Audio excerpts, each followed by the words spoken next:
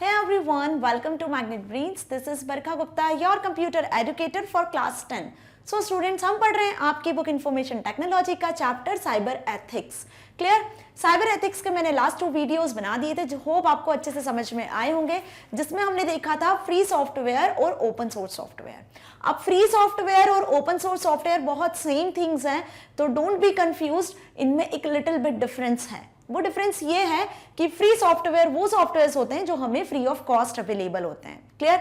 इन softwares को हम समझ सकते हैं फ्रीडम के हिसाब से कि वो सॉफ्टवेयर्स जो फ्री ऑफ कॉस्ट अवेलेबल होते हैं, जिसे आप रन कर सकते हो, यूज कर सकते हो, शेयर कर सकते हो, इंप्रूव कर सकते हो, उन सॉफ्टवेयर के बारे में आप स्टडी कर सकते हो.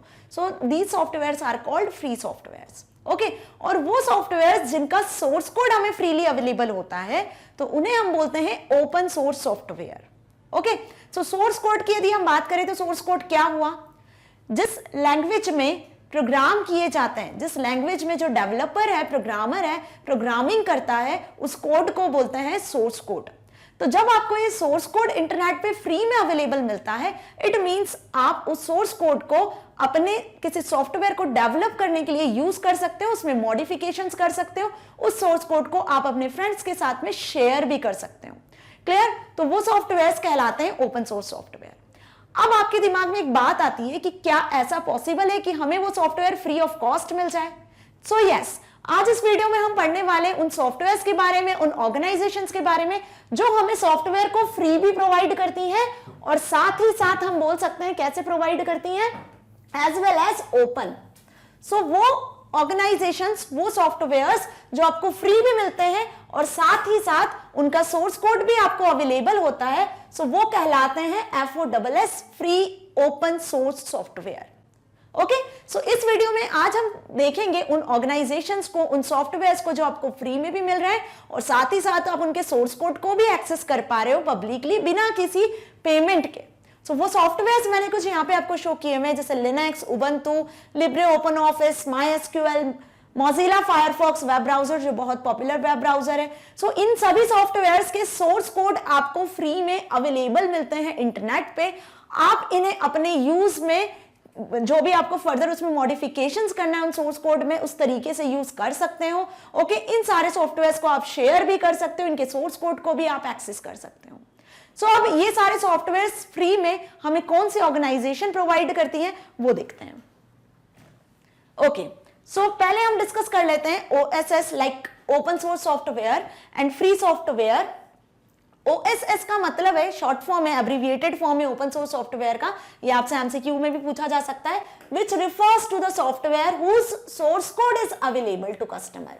जिसका सोर्स कोड क्या होता है? अवेलेबल होता है. ओके, सोर्स कोड क्या हुआ? प्रोग्रामेबल कोड, जिसमें प्रोग्रामर, डेवलपर जो सॉफ्टवेयर बना रहा है, जिस लैंग्वेज में कोड कर रहा है. अब वो लैंग्वेजेस कैसी हो सकती है? कुछ अल्फाबेट्स भी हो सकते हैं, उसमें कुछ वर्ड्स, कुछ नंबर्स जो ह्यूमन अंडरस्टैंडेबल फॉर्मेट में होते हैं, वो सोर्स कोड कहलाते हैं. ओके, अब it can be modified and redistributed without any limitation. बिना किसी लिमिटेशन के, बिना किसी पेमेंट के, बिना किसी परमिशन के आप इन्हें मॉडिफाई भी कर सकते हो और अपने फ्रेंड्स के साथ या फर्दर किसी यूजर्स के साथ भी डिस्ट्रीब्यूट कर सकते हो. क्लियर? और ये आपको फ्री ऑफ कॉस्ट भी मिलते हैं, या फिर हम बोल सकते हैं कुछ ऐसे सॉफ्टवेयर्स होते हैं जो आपको एक नॉमिनल चार्जेस पे भी मिलते हैं. ओके, सो ये सारे सॉफ्टवेयर्स क्या कहलाते हैं? ओपन सोर्स सॉफ्टवेयर कहलाते हैं. अब बात करते हैं हम FOSS या फिर फ्री ओपन सोर्स सॉफ्टवेयर की. तो फ्री ओपन सोर्स सॉफ्टवेयर जिनका सोर्स कोड भी फ्री में अवेलेबल है और वो फ्री ऑफ कॉस्ट भी हमें अवेलेबल है, तो उन्हें हम FLOSS के नाम से भी जानते हैं. ये एब्रिविएटेड फॉर्म है. इसका फुल फॉर्म होता है free, Libre and open source software. Clear? अब यहाँ पे जो वर्ड आप देख रहे हो लिब्रे, इसका मतलब है फ्रीडम. किससे हम इसको रेफर कर रहे हैं? फ्रीडम से रेफर कर रहे हैं कि वो सॉफ्टवेयर जिनका सोर्स कोड भी अवेलेबल है और वो आपको फ्री ऑफ कॉस्ट भी अवेलेबल है. So this are known as free, libre, open source software. Okay, the term FLOSS is used to refer to a software which is both free as well as open source. देखिए, जो free भी है और open source भी है, सो उसे हम बोलते हैं free, libre, open source software, floss. अब लिब्रे जो है वो एक स्पेनिश वर्ड है, इसको हम लिव्र के नाम से भी जानते हैं. लिब्रे जो है वो है पोर्तुगीज वर्ड. अब ये मैं इसलिए इतना डिटेल में समझा रही हूं क्योंकि ये आपको MCQs में पूछा जा सकता है. इनके फुल फॉर्म्स भी पूछे जा सकते हैं और ये आपको एब्रिविएटेड फॉर्म में भी पूछा जा सकता है. ओके, अब देखिए लास्ट वीडियो में मैंने आपको बताया था कि ओपन सोर्स सॉफ्टवेयर और फ्री सॉफ्टवेयर किसने डेवलप किया था? किसने डेवलप किया था? रिचार्ड स्टैलमन। किसने डेवलप किया था? रिचार्ड स्टैलमन।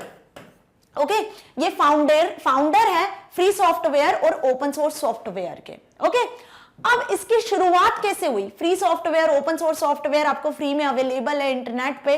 सो इसकी शुरुआत कैसे हुई? इसकी शुरुआत हुई थी एक प्रोजेक्ट से जिसका नाम था GNU। Okay, GNU। GNU एक प्रोजेक्ट है, या हम बोल सकते हैं GNU एक ऑपरेटिंग सिस्टम है। ओके, GNU क्या है? एक ऑपरेटिंग सिस्टम है। और ये ऑपरेटिंग सिस्टम किसने डिजाइन किया था?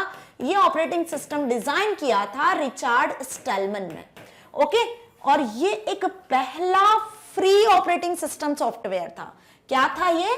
फ्री ऑपरेटिंग सिस्टम, मतलब बिना किसी कॉस्ट के आपको ये operating system free of cost available था। जो किसने डिफाइन किया था, पब्लिश किया था? रिचार्ड स्टैलमन ने। कब? 1983 में। ओके, अब GNU एक प्रोजेक्ट है, जैसा मैंने आपको बताया, एक ऑर्गेनाइजेशन है। तो इसका फुल फॉर्म क्या हुआ इस ऑर्गेनाइजेशन का? इसी के नाम से ये एक ऑपरेटिंग सिस्टम बना। इसका फुल फॉर्म है GNU नॉट यूनिक्स। क्या है इसका full form? GNU not Unix. अब GNU नॉट यूनिक्स क्यों रखा गया? तो पहले हम बात करते हैं यूनिक्स की। ओके, सो GNU ऑपरेटिंग सिस्टम जो है वो तो फ्री में अवेलेबल किया गया था रिचार्ड स्टैलमन के थ्रू 1983 में। लेकिन इसके पहले भी एक ऑपरेटिंग सिस्टम था जिसका नाम था यूनिक्स। तो यूनिक्स क्या है? ऑपरेटिंग सिस्टम है जो फ्री ऑफ कॉस्ट अवेलेबल नहीं था। ये पहला ऑपरेटिंग सिस्टम था यूनिक्स। ओके, जो फ्री ऑफ कॉस्ट अवेलेबल नहीं था। तो जब GNU को लॉन्च किया गया, GNU ऑपरेटिंग सिस्टम बनाया गया, तो उसे फ्री ऑफ कॉस्ट बनाया गया। इसलिए इसका फुल फॉर्म है GNU, N for not and U for Unix. Unix क्या है? एक ऑपरेटिंग सिस्टम है जो फ्री ऑफ कॉस्ट अवेलेबल नहीं है। अब GNU कैसे यूज कर रहे हैं हम? इसको एज इट इज इसके एब्रिविएटेड फॉर्म के साथ ही यूज कर रहे हैं। जैसे वीजा आपने सुना है ना, वीजा का जो फुल फॉर्म होता है उसमें वीजा वर्ड यूज होता है, V for visa complete, then international, and further उसका फुल फॉर्म होता है। क्लियर? तो ऐसे यहाँ पे GNU का भी जो है एक्रोनिम हम एज इट इज यहाँ पे यूज करते हैं।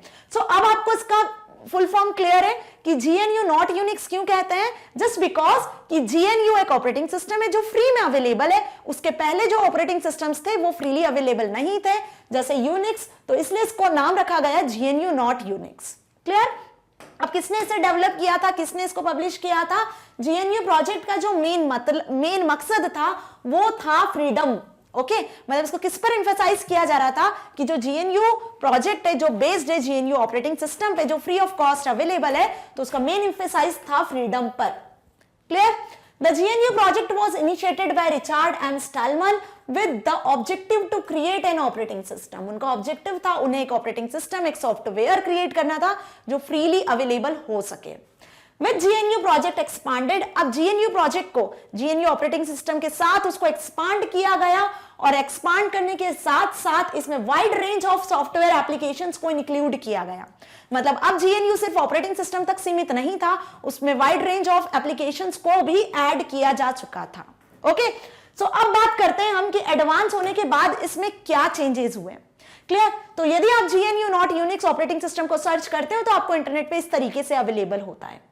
ओके, अब आफ्टर दैट 1983 में GNU ऑपरेटिंग सिस्टम आया। उसके बाद एक सॉफ्टवेयर फाउंडेशन को स्टैब्लिश किया गया। किसके थ्रू? रिचार्ड स्टैलमन के थ्रू।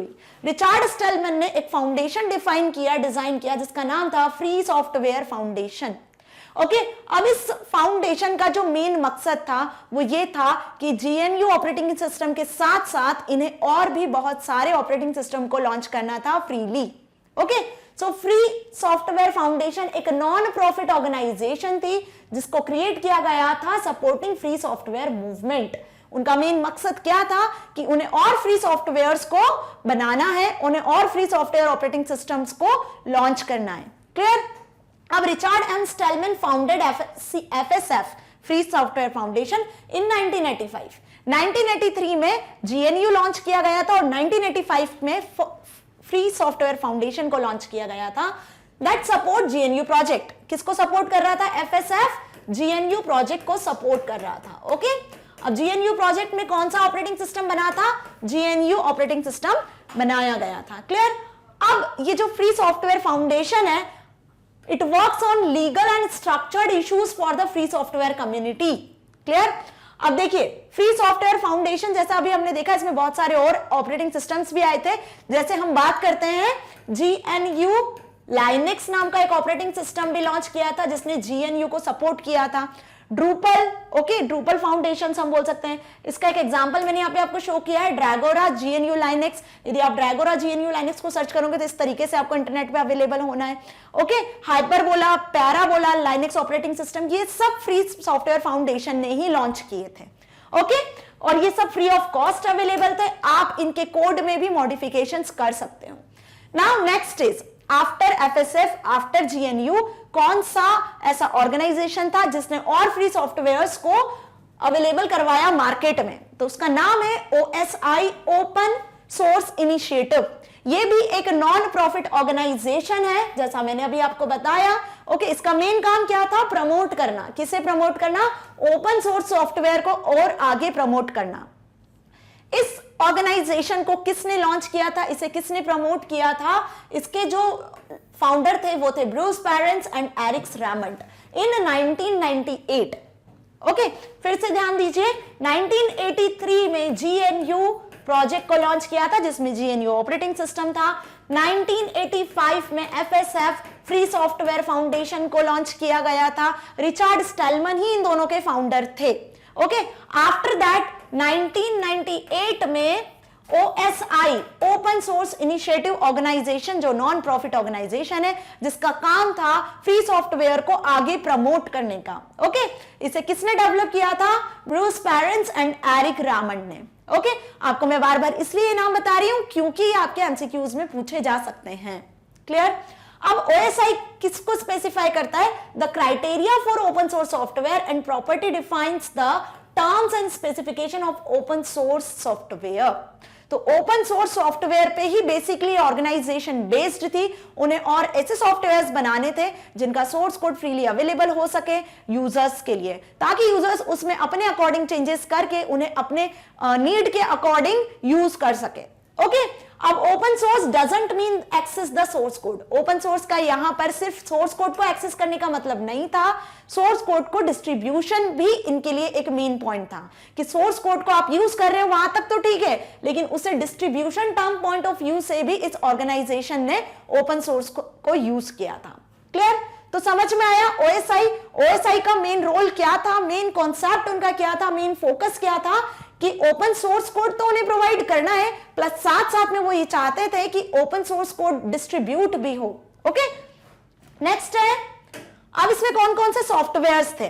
देखिए, इसमें ये जो सारे आपको सॉफ्टवेयर्स दिख रहे हैं ये सारे ओपन सोर्स इनिशिएटिव ऑर्गेनाइजेशन के थ्रू ही प्रोवाइड किए गए। MySQL, ओके, वर्डप्रेस, ये ओपन सोर्स इनिशिएटिव के ही सारे सॉफ्टवेयर्स हैं। लाइक उबंटू एक लाइनेक्स ऑपरेटिंग सिस्टम है, मोजिला फायरफॉक्स, ओडो है ना, अपाचे। क्लियर? अब बात करते हैं हम फाउंडेशंस की। क्लियर? तो ये तो हमने अभी 3 फाउंडेशंस देखी, GNU फ्री सॉफ्टवेयर फाउंडेशन, और हमने एक OSI देखा, ओपन सोर्स इनिशिएटिव। इसके अलावा भी मार्केट में आज ऐसी बहुत सारी फाउंडेशंस हैं जो आपको open source freely software provide करती है। जैसे बात करें हम CSNF फाउंडेशन की, अपाचे फाउंडेशन की, ड्रूपल फाउंडेशन की, डिजिटल फ्रीडम फाउंडेशन की, तो ये सारी जो ऑर्गेनाइजेशंस है ये आपको फ्री में सॉफ्टवेयर एक्सेस करने के लिए प्रोवाइड करती हैं। ओके, अब बात करते हैं फ्रीवेयर। अभी हमने जो बात करी वो सिर्फ फ्री सॉफ्टवेयर और ओपन सोर्स सॉफ्टवेयर की बात करी।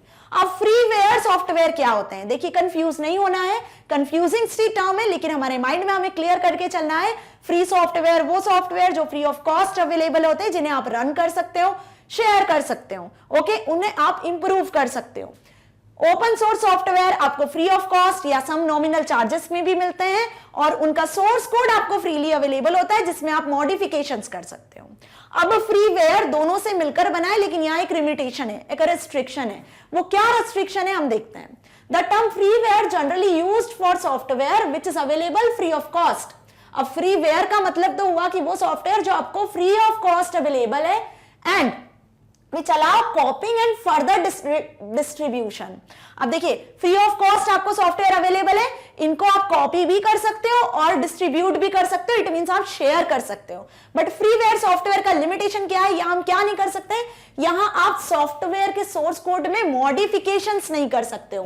क्या नहीं कर सकते हो, सॉफ्टवेयर के सोर्स कोड में मॉडिफिकेशंस नहीं कर सकते हो, उसके सोर्स कोड को आप एक्सेस नहीं कर सकते हो। क्लियर हुई मेरी बात? क्या डिफरेंस है फ्रीवेयर में, ओपन सोर्स और फ्री सॉफ्टवेयर में?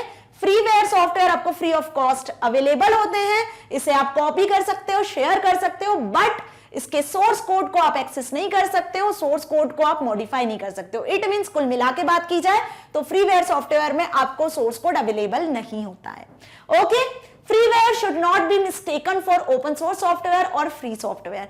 आप इसको mistakenly free software, open source software की तरह एक्सेस नहीं कर सकते हो। It is distributed in binary form. देखिए अब मैंने आपको जैसे यहाँ पे बताया ऊपर कि फ्री ऑफ कॉस्ट अवेलेबल होते हैं, हम इन्हें कॉपी कर सकते हैं, शेयर कर सकते हैं, रन कर सकते हैं। क्लियर? तो अब ये सॉफ्टवेयर सोर्स कोड में नहीं मिलते हैं, तो इस सॉफ्टवेयर का हमें कौन सा फॉर्म मिलता है? इन सॉफ्टवेयर का हमें मिलता है बाइनरी फॉर्म। कौन सा फॉर्म मिलता है? Binary form. अब बाइनरी फॉर्म क्या होता है वो समझिए। जिस लैंग्वेज में आप कोड कर रहे हो वो ह्यूमन अंडरस्टैंडेबल होती है, जिन्हें हम सोर्स कोड कहते हैं। जब ये सोर्स कोड मशीन लैंग्वेज में कन्वर्ट हो जाता है, मतलब जब ये सोर्स कोड कंपाइल होता है, मशीन में कंपाइल होने के बाद में जिस लैंग्वेज में कन्वर्ट होता है वो कहलाता है बाइनरी फॉर्म। बाइनरी फॉर्म किस में होता है? बाइनरी डिजिट्स में होता है, 0 और 1। आप सभी को पता है कि कंप्यूटर मशीन जो है वो किसे समझती है? बाइनरी डिजिट्स को समझती है। तो what ever you right in computer, आप जो भी लिखते हो, आप अपना नाम लिखते हो या कोई सा भी कोड लिखते हो, वो बाइनरी फॉर्मेट में कन्वर्ट होता है। तो फ्रीवेयर सॉफ्टवेयर जो फ्री में अवेलेबल होते हैं, उनका आपको कौन सा फॉर्म मिलता है? उन सॉफ्टवेयर का हमें जो फॉर्म मिलता है वो होता है बाइनरी फॉर्म, और वही बाइनरी फॉर्म को आप शेयर कर सकते हो। ओके, और इसके लिए समथिंग कुछ नॉमिनल चार्जेस भी हो सकते हैं, जिसे हम लाइसेंसिंग फी के नाम से भी जानते हैं।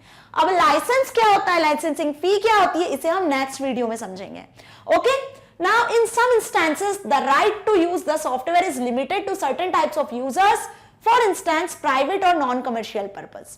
अब यदि आप इसे कुछ प्राइवेट या नॉन कमर्शियल पर्पस के साथ यूज करते हो तो इन सॉफ्टवेयर के साथ कुछ लिमिटेशन होता है, लाइक आपको सम कुछ लाइसेंसिंग फी या कुछ छोटा मोटा अमाउंट आपको पे करना होता है। ओके, अब इसका एक बेस्ट एग्जांपल है माइक्रोसॉफ्ट इंटरनेट एक्सप्लोरर। अब आप बहुत ध्यान से समझिएगा इसके एग्जांपल को कि माइक्रोसॉफ्ट इंटरनेट एक्सप्लोरर आप सभी को पता है अब एक ओल्ड वेब ब्राउजर हो चुका है। माइक्रोसॉफ्ट इंटरनेट एक्सप्लोरर के साथ ये कहानी थी कि आप उसे फ्री में एक्सेस कर सकते थे, लेकिन उसका सोर्स कोड अवेलेबल नहीं था। आप उसमें कोई चेंजेस नहीं कर सकते हो, अपना कोई वेब ब्राउजर डिजाइन नहीं कर सकते हो। आप फ्री में उसको एक्सेस कर सकते हो, शेयर कर सकते हो, डिस्ट्रीब्यूट कर सकते हो, कॉपी कर सकते हो, है ना? तो वो कौन सा सॉफ्टवेयर हुआ? फ्रीवेयर हुआ। तो माइक्रोसॉफ्ट इंटरनेट एक्सप्लोरर क्या है? इसका बेस्ट एग्जांपल है। यदि इसके लेटेस्ट एग्जांपल की बात करते हैं तो यहां पे आपको व्हाट्सएप, टेलीग्राम, स्काइप, ये जो सारे सॉफ्टवेयर हैं, ये कौन से सॉफ्टवेयर है? ये सभी फ्रीवेयर सॉफ्टवेयर है, जिन्हें आप कॉपी कर सकते हो, शेयर कर सकते हो, यूज कर सकते हो फ्री ऑफ कॉस्ट। बट आप इनके सोर्स कोड में नहीं चेंजेस कर सकते, क्योंकि इनका सोर्स कोड अवेलेबल ही नहीं होता है। ओके, समझ में आया फ्रीवेयर सॉफ्टवेयर क्या हुए? Okay, now W3C is acronym for World Wide Web Consortium। अब इसे तो आप सभी बहुत अच्छे से जानते हो, क्योंकि हम इंटरनेट बेसिक्स वाला फर्स्ट चैप्टर बहुत अच्छे से कवर कर चुके हैं आपकी यूनिट फर्स्ट का, जिसमें मैंने डिटेल में वर्ल्ड वाइड वेब को समझाया है। ओके, सो यहाँ पे हम एक रिव्यू ले लेते हैं इसका कि W3C इसका फुल फॉर्म है वर्ल्ड वाइड वेब कॉन्सोर्टियम, जिसे किसने डेवलप किया था? कौन थे इसके फाउंडर? Tim Berners-Lee. ओके, अब वर्ल्ड वाइड वेब क्या है? जैसा मैंने आपको बताया कि वर्ल्ड वाइड वेब बहुत सारे सॉफ्टवेयर्स और प्रोटोकॉल्स का, स्टैंडर्ड्स का कलेक्शन है ना? सर्वर के नाम से हम जानते हैं वर्ल्ड वाइड वेब को। क्लियर? तो अब यहां पर वर्ल्ड वाइड वेब यदि बात करते हैं, हम W3C कॉन्सोर्टियम की इस ऑर्गेनाइजेशन की बात करते हैं, जिसे टिम बर्नर्स-ली ने डेवलप किया था अक्टूबर 1994 में। तो यहां इन्होंने कुछ ऐसे स्टैंडर्ड्स दिए थे, कुछ ऐसे इंटरनेट पे यूज करने वाली टर्मिनोलॉजीज को बताया था, जिसे आप फ्री ऑफ कॉस्ट यूज कर सकते थे। ठीक है, तो वो कौन कौन से टर्म्स हुए? कुछ प्रोटोकॉल्स हुए, जैसे सबसे बेसिक प्रोटोकॉल जो था वो था HTTP protocol, TCP/IP protocol, file transfer protocol, है ना। तो ऐसे जो कुछ प्रोटोकॉल्स थे या फिर हम बोल सकते हैं कुछ टर्म्स थी जैसे वेबसाइट, वेब पेजेस, ये सारी जो चीजें थी फ्री ऑफ कॉस्ट किसने डिफाइन की थी? इस कंसोर्टियम में टिम बर्नर्स-ली ने डिफाइन की थी। Okay, now W3C was created in 1984 to lead the World Wide Web to its full potential by developing common protocols and to promote its evolution and ensure its interoperability। समझ में आया? अब इसको यदि हम डायग्रामेटिकली देखा जाए तो कुछ इस तरीके से कि वर्ल्ड वाइड वेब में क्या होता है? वेब पेजेस होते हैं। वेब पेजेस कहां पे सेव होते हैं? वेब सर्वर पे सेव होते हैं, और वेब सर्वर पे आप वेब पेजेस के थ्रू वेबसाइट्स बनाते हो। तो वेबसाइट्स किस लैंग्वेज में बनाई जाती है? जो बेसिक लैंग्वेज होती है वो होती है HTML। और भी बहुत सारी लैंग्वेजेस होती है जैसे PHP हो गई, पाइथन हो गई। ओके, और इसको आप स्क्रिप्टेड, सर्वर साइड स्क्रिप्टेड का यूज करके आप क्या करते हो? वर्ल्ड वाइड वेब सर्वर पे इस तरीके की वेबसाइट्स को क्रिएट करते हो, और जिनको हम किसके थ्रू एक्सेस करते हैं? वेब ब्राउजर का यूज करके एक्सेस करते हैं। तो ये बेसिकली सारी टर्मिनोलॉजी आपको ये फ्री ऑफ कॉस्ट कहां अवेलेबल होती है? इंटरनेट पे। और कौन सी ऑर्गेनाइजेशन के थ्रू ये सारी चीजें क्रिएटेड है? W3C कंसोर्टियम, जिसे टिम बर्नर्स-ली ने अक्टूबर 1994 में ऑर्गेनाइज किया था, डेवलप किया था। Okay, next is proprietary software. अब देखिए प्रोप्राइटरी सॉफ्टवेयर क्या होता है? प्रोप्राइटरी वर्ड आप सभी को क्लियर है? क्या क्लियर है प्रोप्राइटरी वर्ड? यदि हम ऐसी बात करें कि कोई प्रॉपर्टी है, बिल्डिंग है या कुछ भी है, उसका कोई ऑनर है, तो ऑनर की वो प्रॉपर्टी हुई, है ना। तो सिंपल यदि हम बात करते हैं यहाँ कोई सॉफ्टवेयर है, जिस सॉफ्टवेयर को जिसने क्रिएट किया है, जो प्रोग्रामर, जो डेवलपर, जो ऑनर है, जिसने सॉफ्टवेयर को क्रिएट किया है, जो सॉफ्टवेयर उसकी प्रॉपर्टी है ना, तो वो सॉफ्टवेयर कहलाते हैं प्रोप्राइटरी सॉफ्टवेयर्स। अब प्रोप्राइटरी सॉफ्टवेयर्स क्या होते हैं? ना तो फ्री में अवेलेबल होते हैं, ना ही उनका सोर्स कोड आपको फ्री में मिलता है। नाम प्रोप्राइटरी से ही आपके माइंड में क्लिक होना चाहिए। प्रोप्राइटरी का मतलब वो सॉफ्टवेयर्स जो किसी के पर्सनल सॉफ्टवेयर्स होते हैं, यदि आपको उन्हें एक्सेस करना है तो आपको उनसे उसे परचेज करना पड़ेगा। ओके, उसका लाइसेंस लेना पड़ेगा। Clear? So proprietary software that is neither open nor freely available, वो सारे सॉफ्टवेयर जो ना तो फ्री में अवेलेबल होते हैं और ना ही उनका सोर्स कोड आपको मिलता है। Clear? It is used as regulated and further distribution and modification is either forbidden or requires special permission by the supplier or vendor। यदि आपको इन प्रोप्राइटरी सॉफ्टवेयर को यूज करना है तो हमें क्या करना होता है? इनसे परमिशन लेनी होती है। जो इनके ऑनर है उनसे आपको परमिशन लेनी है कि आप सॉफ्टवेयर को यूज करना चाहते हो। इनके सोर्स कोड भी आपको फ्री में अवेलेबल नहीं होते हैं, और ना ही आप इनके सोर्स कोड में कोई मॉडिफिकेशंस कर सकते हो। ओके, तो यदि हम बात करते हैं प्रोप्राइटरी सॉफ्टवेयर के, तो ये जस्ट अपोजिट होते हैं किनके? फ्री ओपन सोर्स सॉफ्टवेयर के। जैसे फ्री ओपन सोर्स सॉफ्टवेयर हम अभी तक पढ़ते हैं, उसमें सारी चीजें फ्री होती है, सोर्स कोड फ्री होता है, मॉडिफिकेशंस कर सकते हो, यूज कर सकते हो, शेयर कर सकते हो। वैसा आप यहाँ कुछ नहीं कर सकते हो।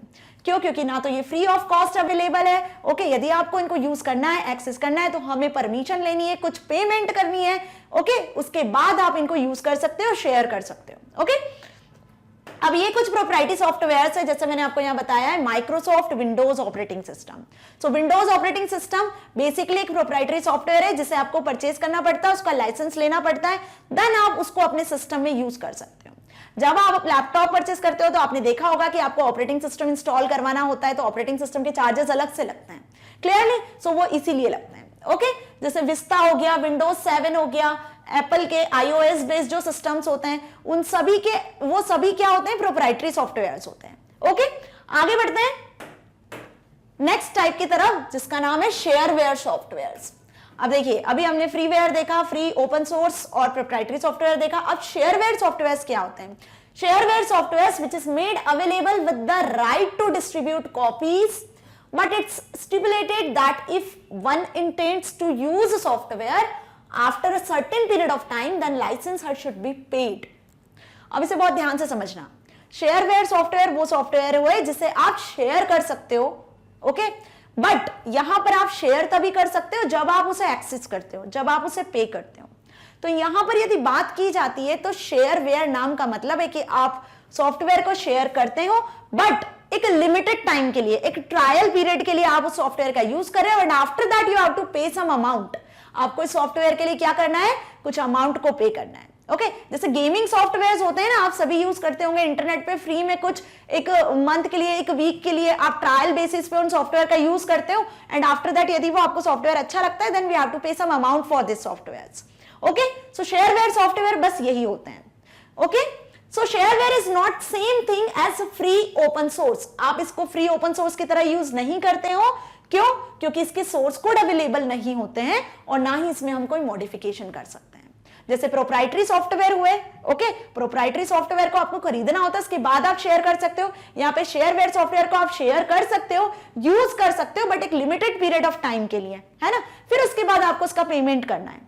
सो सिंपल यहाँ पर शेयरवेयर सॉफ्टवेयर ना फ्री में अवेलेबल है, ना ही इसका कोई सोर्स कोड अवेलेबल है, और ना इसमें आप कोई मॉडिफिकेशंस कर सकते हो।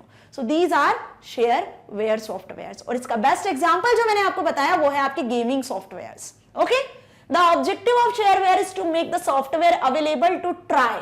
देखिए वो सॉफ्टवेयर जो सिर्फ ट्राई करने के लिए अवेलेबल होते हैं। Okay this is done in order to increase prospective users. अब इससे क्या होगा, इंक्रीज होंगे इन सॉफ्टवेयर की जो रीच है वो ज्यादा बढ़ेगी, है ना, इसके यूजर्स बढ़ेंगे। जब आप ट्राई करोगे और फिर यूज करोगे, इट मींस कि एक प्रोस्पेक्टिव यूजर्स की तरह हम इन सॉफ्टवेयर्स को यूज कर सकते हैं, and then will have to pay some amount for this software. ये डिस्ट्रीब्यूटेड सॉफ्टवेयर होते हैं, मतलब ये सॉफ्टवेयर भी किस फॉर्म में अवेलेबल होते हैं, बाइनरी फॉर्म। देखिए बहुत ध्यान से समझ लीजिए कि जिन सॉफ्टवेयर के सोर्स कोड अवेलेबल होते हैं तो वो सोर्स कोड के फॉर्म में आपको मिलते हैं, लेकिन वो सॉफ्टवेयर जिनके सोर्स कोड अवेलेबल नहीं होते, जिनमें आप मॉडिफिकेशन नहीं कर सकते हो, वो सॉफ्टवेयर आपको किस फॉर्म में मिलते हैं, बाइनरी फॉर्म में मिलते हैं, ताकि आप उसे डायरेक्टली सिस्टम पे रन कर सको। मतलब रेडी टू रन स्टेट में हमें ये सॉफ्टवेयर्स मिलते हैं। क्लियर? क्यों मिलते हैं रेडी टू रन स्टेट में? क्योंकि सिस्टम किसे समझता है, बाइनरी लैंग्वेज को समझता है ना। Next is copy lefted software. अब देखिए कॉपी लेफ्टेड सॉफ्टवेयर क्या होता है। पहले कॉपी लेफ्ट समझने के पहले हम समझते हैं कॉपीराइट, जिसे हम प्रीवियस वीडियो में कवर कर चुके हैं। कॉपीराइट क्या होता है? कॉपीराइट बेसिकली ये होता है कि किसी ऑनर की कोई प्रॉपर्टी है, सपोज आपने कोई इंफॉर्मेशन इंटरनेट पे अपलोड किया, अब वो आपके द्वारा बनाई गई इंफॉर्मेशन है, आपकी इंफॉर्मेशन है, उसके ऊपर इंफॉर्मेशन पे सिर्फ आपके राइट्स हैं। ओके आपके नाम से रजिस्टर्ड है वो इंफॉर्मेशन, तो वो कहलाई आपकी इंफॉर्मेशन, आप उसके ऑनर हुए। क्लियर? अब आपने उसको रजिस्ट्रेशन के बाद उसके कॉपीराइट्स क्रिएट कर दिए। अब यदि कोई अदर यूजर उसे एक्सेस करता है तो वो एक तरीके से उसको कॉपी कर रहा है, प्लस आपको साथ में क्रेडिट भी दे रहा है कि ये जो इंफॉर्मेशन वो यूजर एक्सेस कर रहा है, अदर यूजर जो एक्सेस कर रहे हैं, वो यूजर्स क्या कर रहे हैं, उस ऑनर के क्रेडिट के साथ में उसे यूज कर रहे हैं। तो ये होता है कॉपीराइट, है ना, कि मतलब ऑनर के राइट्स को यूज कर रहे हो आप एक तरीके से, और उसको क्रेडिट देकर आप यूज कर रहे हो, है ना, एक प्रॉपर वे में, एक लीगल वे में आप उसे यूज कर रहे हो सॉफ्टवेयर को, इंफॉर्मेशन को, जिसे हमने इंटेलेक्चुअल प्रॉपर्टी के नाम से समझा था। ओके अब यहां हम बात कर रहे हैं कॉपी लेफ्ट सॉफ्टवेयर की। तो कॉपी लेफ्ट सॉफ्टवेयर क्या होता है कि यहां आपको किसी तरीके का कॉपीराइट का यूज नहीं करना है, आप डायरेक्टली फ्रीली किसी भी सॉफ्टवेयर को एक्सेस कर सकते हो। Okay so copyleft software are free softwares, okay, whose distribution term ensures that the copies of all versions carry more or less same distribution terms. आप यदि किसी सॉफ्टवेयर को एक्सेस करना चाह रहे हो तो आप उसे एक्सेस कर सकते हो, डिस्ट्रीब्यूट कर सकते हो, आप उसमें मॉडिफिकेशंस भी कर सकते हो। यदि आपको उसमें मॉडिफिकेशन करना है तो कर सकते हो, नहीं तो आप उसको एज इट इज भी यूज कर सकते हो। और इसका बेस्ट एग्जांपल है मोजिला वेब ब्राउजर। अब मोजिला फाउंडेशन से फायरफॉक्स वेब ब्राउजर का नाम सभी ने सुना है। फायरफॉक्स एक ऐसा वेब ब्राउजर है जिसके थाउजेंड्स ऑफ प्लगइन्स अवेलेबल है। आप उसके अंदर अपने कुछ भी मॉडिफिकेशंस कर सकते हो, अपने अकॉर्डिंग कोई नया वर्जन भी क्रिएट कर सकते हो। ओके सो ये सारी फैसिलिटीज हमें मोजिला वेब ब्राउजर में मिलती है, फायरफॉक्स में मिलती है। तो उसके अकॉर्डिंग आपने देखा होगा कि फायरफॉक्स के बहुत सारे वर्जन्स अवेलेबल होते हैं। ओके जो बेसिक एक वर्जन में मॉडिफिकेशंस करके अवेलेबल होते हैं, क्योंकि इनके सोर्स कोड अवेलेबल होते हैं। सो इन सॉफ्टवेयर्स को हम क्या बोलते हैं? कॉपी लेफ्ट सॉफ्टवेयर्स बोलते हैं। For instance, the copyleft licenses generally disallow others to add addition requirements to the software and require making source code available. Okay? ये क्या require करते हैं, क्या देते हैं हमें? source code available provide करते हैं। जैसा मैंने अभी example बताया, Firefox का source code आपको available होता है, जिसमें आप further changes करके, है ना, अपने तरीके से एक नया version भी बना सकते हो। तो उसे बोलते हैं copyleft software. Okay? This shields the program and its modified version from some common ways of making a program proprietary. और आप उसे अपने नाम के साथ में लॉन्च कर सकते हो कि ये जो वर्क आपने किया है उसमें जो चेंजेस किए वो आपके वर्क है. ओके, सो आप उसे एक प्रोप्राइटरी सॉफ्टवेयर की तरह भी लॉन्च कर सकते हो. इसे हम बोलते हैं कॉपी लेफ्टेड सॉफ्टवेयर. अब इसका साइन कुछ इस तरीके से होता है. कॉपीराइटेड का साइन कुछ ऐसा होता है और कॉपी लेफ्टेड सॉफ्टवेयर का यदि आप साइन देखोगे तो वो आपको इस तरीके से शो होगा. That's okay, बट इनके साथ में 4 फ्रीडम्स अटैच होती हैं. ओके, जो हमने लास्ट वीडियो में भी पढ़ी थी. तो फ्री सॉफ्टवेयर्स क्या हुए, जो फ्री ऑफ कॉस्ट तो आपको अवेलेबल है ही, प्लस साथ में इनके साथ में क्या है, 4 फ्रीडम्स हैं. ओके, अब वो 4 कौन सी फ्रीडम्स होती हैं, run, study, share and improve. आप इन सॉफ्टवेयर्स को क्या कर सकते हो, फ्री होके रन कर सकते हो, शेयर कर सकते हो अमंग द पीपल्स, इंप्रूव कर सकते हो. ओके, और आप इन सॉफ्टवेयर्स की स्टडी भी कर सकते हो. क्लियर. नेक्स्ट हमने देखा था ओपन सोर्स सॉफ्टवेयर. अब ओपन सोर्स सॉफ्टवेयर नाम से समझ में आया था हमें कि जिस सॉफ्टवेयर का सोर्स कोड अवेलेबल होता है. सोर्स कोड आप सभी अवेयर है अब अच्छे से. सोर्स कोड क्या होता है, वो कोड होता है जिसमें यूजर प्रोग्रामिंग करता है ना. तो जिसमें यूजर प्रोग्रामिंग कर रहा है, जिस लैंग्वेज में जिस कोड को लिख रहा है वो कहलाता है सोर्स कोड. ओके, तो वो सॉफ्टवेयर जो हमें क्या प्रोवाइड करते हैं, सोर्स कोड को फ्री में पब्लिकली अवेलेबल करवाते हैं इंटरनेट पे, वो कहलाते हैं ओपन सोर्स सॉफ्टवेयर्स. ओके, अब ये सॉफ्टवेयर्स फ्री ऑफ कॉस्ट भी अवेलेबल होते हैं या कुछ ऐसे सॉफ्टवेयर्स भी होते हैं जो आपको एक नॉमिनल चार्ज पे भी मिलते हैं, जिनका सोर्स कोड आपको अवेलेबल होता है. इन सॉफ्टवेयर्स को हम कॉपी भी कर सकते हैं, डिस्ट्रीब्यूट कर सकते हैं, मॉडिफाई कर सकते हैं इनके सोर्स कोड को. ओके, अब ये जो फ्री सॉफ्टवेयर है और जो ओपन सोर्स सॉफ्टवेयर है, ये किसने डेवलप किया था, रिचार्ड स्टलमन ने डेवलप किया था. ये मैंने लास्ट वीडियो में भी आपको बताया था कि फ्री सॉफ्टवेयर जो है GNU प्रोजेक्ट पर बेस्ड थे, जिसमें पहला ऑपरेटिंग सिस्टम बनाया था रिचार्ड स्टलमन ने, जो कि फ्री ऑफ कॉस्ट अवेलेबल था. ओके, उसके बाद फ्री सॉफ्टवेयर फाउंडेशन को ओरिजिनेट किया गया रिचार्ड स्टलमन के थ्रू, और फ्री सॉफ्टवेयर फाउंडेशन में फिर और बहुत सारे ऑपरेटिंग सिस्टम या सॉफ्टवेयर्स को रिचार्ड स्टलमन ने क्या किया, लॉन्च किया था. अब इन्हीं में कुछ सॉफ्टवेयर है. जो पहला ऑपरेटिंग सिस्टम है वो था लिनक्स ऑपरेटिंग सिस्टम. लिनक्स के बहुत सारे अपने फिर वर्जन्स क्रिएट किए गए. ओके, सो वो सॉफ्टवेयर्स जो फ्री में भी अवेलेबल होते हैं और जिनका सोर्स कोड भी अवेलेबल होता है. ओके, जिनका सोर्स कोड भी अवेलेबल होता है, तो उन सॉफ्टवेयर्स को हम क्या बोलते हैं, free and open source software के नाम से भी जानते हैं. जिनके क्या एग्जांपल्स मैंने आपको बताए थे, लिनक्स, ओके, उबंटू, माइक्रोसॉफ्ट नहीं, Libre open office, clear, Mozilla Firefox. तो ये सारे free and open source software हैं. क्लियर. अब बात करते हैं हम फ्रीवेयर की. तो ये दोनों पॉइंट तो आप सभी को अच्छे से क्लियर है, क्योंकि अभी हम जो बात करेंगे आगे लाइसेंसेस की, सॉफ्टवेयर लाइसेंसेस की, तो वो इन्हीं सॉफ्टवेयर के लाइसेंसेस होते हैं कि जब आप इन सॉफ्टवेयर्स को डाउनलोड करते हो, इंस्टॉल करते हो, यूज करते हो, तो आपको किन लाइसेंस को यूज करना है ना. तो आपको पहले ये सॉफ्टवेयर अच्छे से अपने माइंड में क्लियर होने चाहिए. अब बात करते हैं हम थर्ड फ्रीवेयर की. देखिए, freeware software, it means free का मतलब तो ये है कि वो फ्री में अवेलेबल है, फ्री ऑफ कॉस्ट, आपको कोई कॉस्ट पे नहीं करनी है. क्लियर. बट इसके साथ एक रेस्ट्रिक्शन है. क्या रेस्ट्रिक्शन है, कि ये सॉफ्टवेयर फ्री ऑफ कॉस्ट तो अवेलेबल होते हैं, आप इन्हें कॉपी भी कर सकते हो, डिस्ट्रीब्यूट भी कर सकते हो, बट द रिस्ट्रिक्शन इज कि इनका जो सोर्स कोड है वो आपको फ्री में अवेलेबल नहीं होता है. मतलब जैसे आपको ये इंटरनेट पे मिलते हैं, आप उसी तरीके से उनको डाउनलोड कर सकते हो, इंस्टॉल कर सकते हो, और उसी तरीके से बस यूज कर सकते हो, अपने फ्रेंड्स के साथ शेयर कर सकते हो, कॉपी कर सकते हो, बट उनके सोर्स कोड में चेंजेस नहीं कर सकते हो. सोर्स कोड में चेंज करना, फिर से एक्सप्लेन कर रही हूं, सोर्स कोड में चेंज करना मतलब वो जो प्रोग्राम, जो सॉफ्टवेयर है, उसके अंदर आप अपने चेंजेस करके कोई नया सॉफ्टवेयर बना लेते हो, तो इसे कहते हैं सोर्स कोड में चेंज करना. ओके, और ये सोर्स कोड में चेंज वही पर्सन कर सकता है जिससे लैंग्वेजेस आती हो कंप्यूटर की. क्लियर. जो सोर्स कोड समझता है, उस लैंग्वेजेस में एक्सपर्ट होता है. ओके, तो फ्रीवेयर सॉफ्टवेयर क्या हुए, जो फ्री ऑफ कॉस्ट अवेलेबल है, जिन्हें आप कॉपी कर सकते हो, डिस्ट्रीब्यूट कर सकते हो, बट इनका सोर्स कोड ओपन नहीं होता, इसलिए हम इन्हें क्लोज्ड सोर्स सॉफ्टवेयर भी कहते हैं. Next is shareware.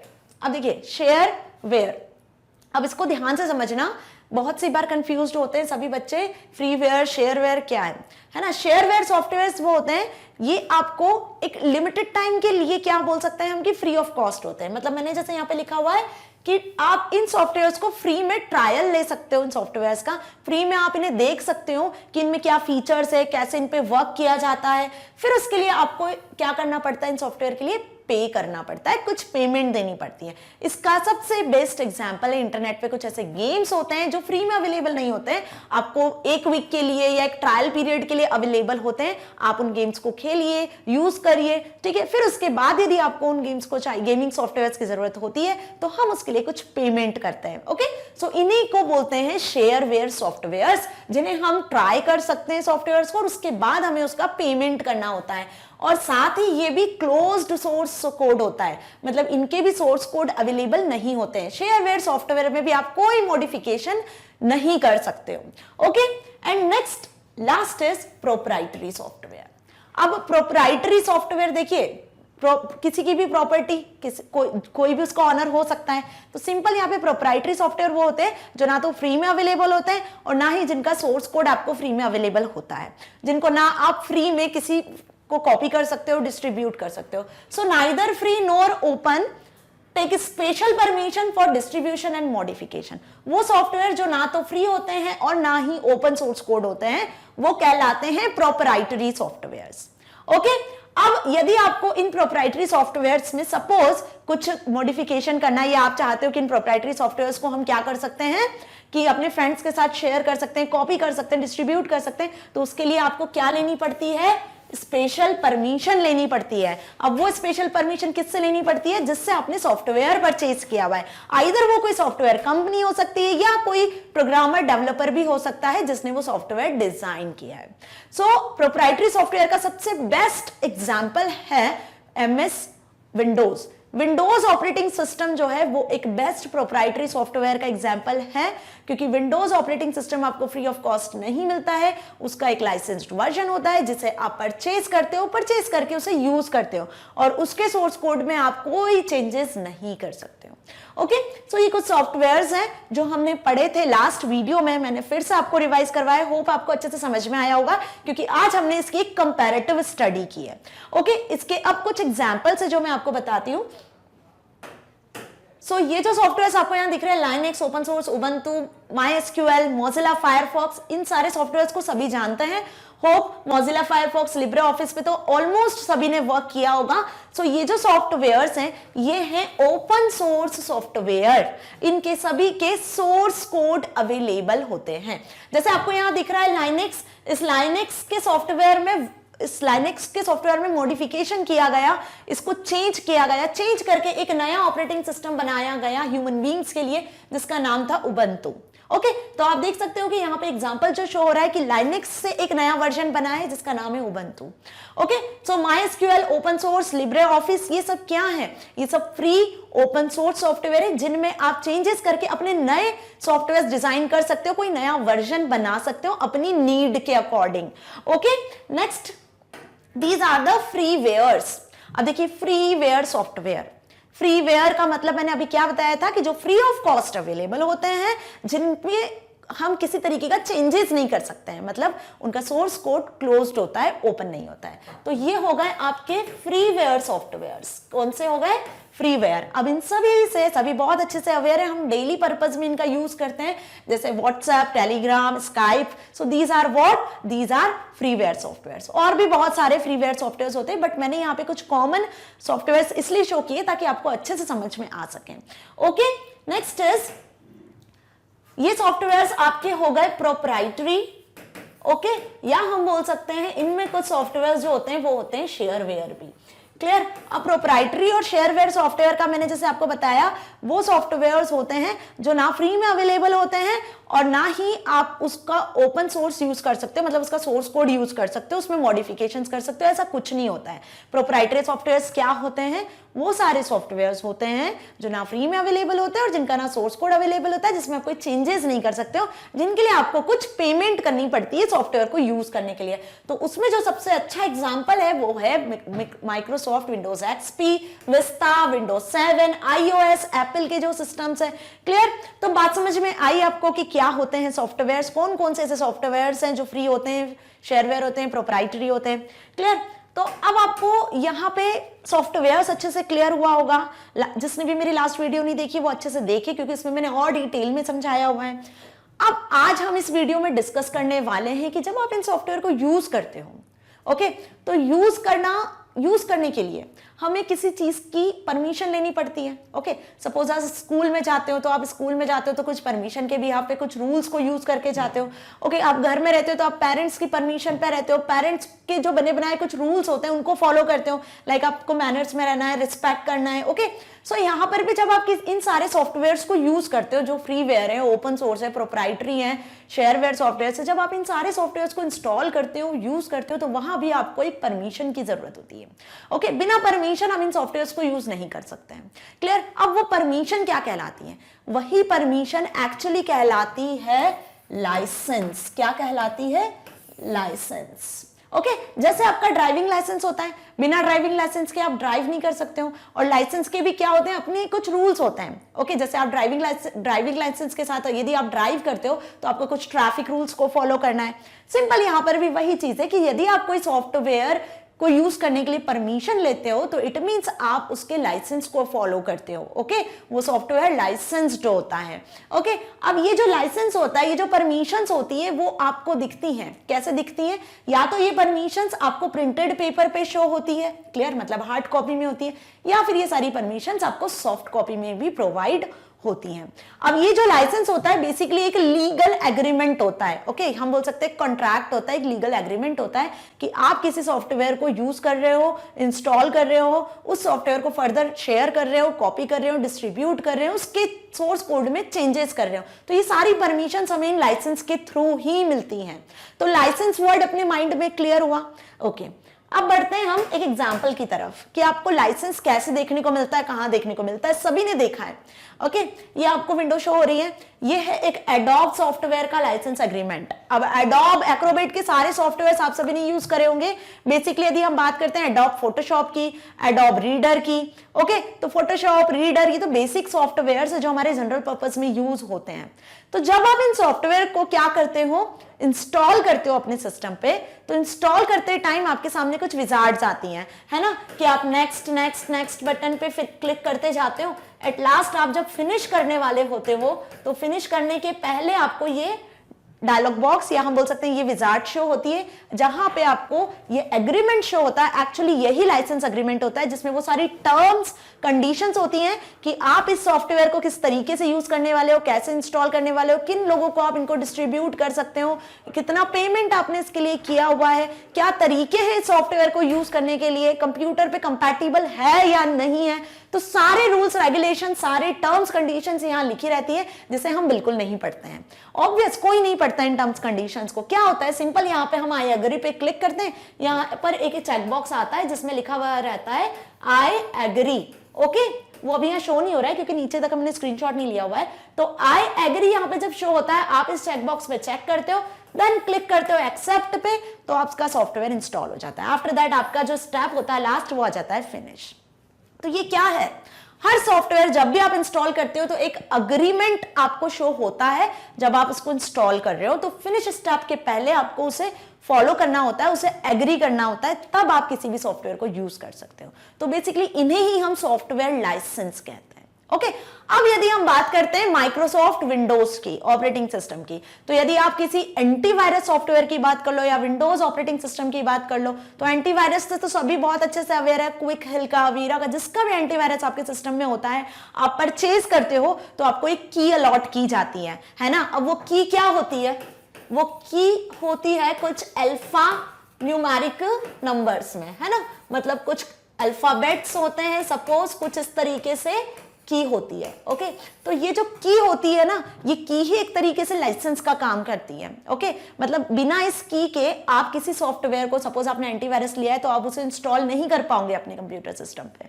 सो ऐसी यदि आप विंडोज का ऑपरेटिंग सिस्टम भी अपने सिस्टम पे करते हो अपलोड, तो उस टाइम पे भी क्या होता है, डाउनलोड करते हो तो उस टाइम पे भी आपको एक की प्रोवाइड की जाती है। ओके, सपोज आप MS ऑफिस सूट, मतलब जिसमें वर्ड, एक्सेल, पावरपॉइंट सॉफ्टवेयर होते हैं, उन्हें भी यदि आप डाउनलोड करेंगे तो आपको इस तरीके की मिलती है।